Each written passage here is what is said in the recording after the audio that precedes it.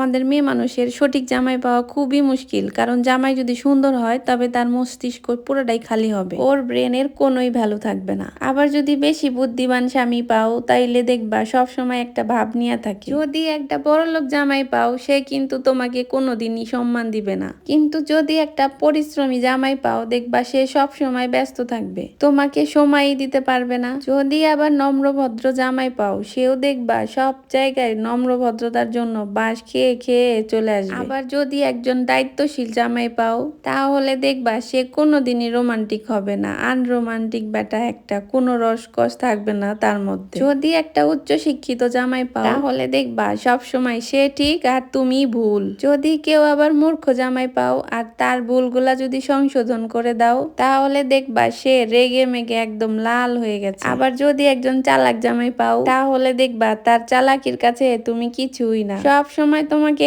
ডাহা মিথ্যা কথা বইলা রাখবো।